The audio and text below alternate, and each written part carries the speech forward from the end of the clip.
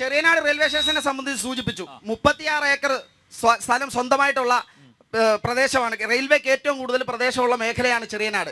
ഈ ചെറിയനാട് വികസനം കൊണ്ടുവന്നു പറഞ്ഞു. ആദ്യത്തെ 5 വർഷം കൊടുക്കുന്ന സുരേഷ് എം പി ഫ്ലെക്സ് വെച്ചത് റെയിൽ നീർ പദ്ധതി എന്നും പറഞ്ഞുകൊണ്ട് വരുന്നെന്നും പറഞ്ഞുകൊണ്ട് അവിടെ കുറെ ഫ്ലെക്സ് വെച്ചു. എവിടെയാ പദ്ധതി?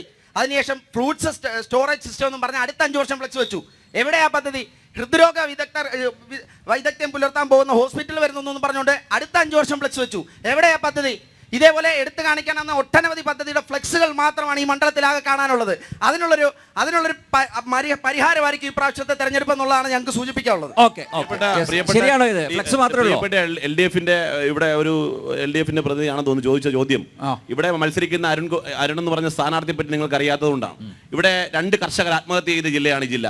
BJP പ്രവർത്തിക്കുന്ന ഒരു BJP പ്രവർത്തകൻ തകഴിയിൽ ആത്മഹത്യ ചെയ്തു. രാജപ്പൻ എന്ന് പറയുന്ന കർഷകൻ വണ്ടാനത്ത് ആത്മഹത്യ ചെയ്തു. ആ ആത്മഹത്യ നടക്കുമ്പോൾ കേരളത്തിലെ കൃഷിമന്ത്രിയായിരുന്ന കൃഷിവകുപ്പ് മന്ത്രിയുടെ പി പ്രസാദ് എന്ന് പറയുന്ന കൃഷിവകുപ്പ് മന്ത്രിയുടെ പേഴ്സണൽ അസിസ്റ്റന്റ് ആയിരുന്നു ഈ പറയുന്ന അരുൺകുമാർ. പറയട്ടെ ഞാൻ പറഞ്ഞു തീർക്കട്ടെ. അതുമായി ബന്ധപ്പെട്ട് അങ്ങനെ അല്ലെന്നിരിക്കട്ടെ. പക്ഷേ ഈ CPIയുടെ മന്ത്രിസഭ ഈ കൃഷി ഞാൻ പറയട്ടെ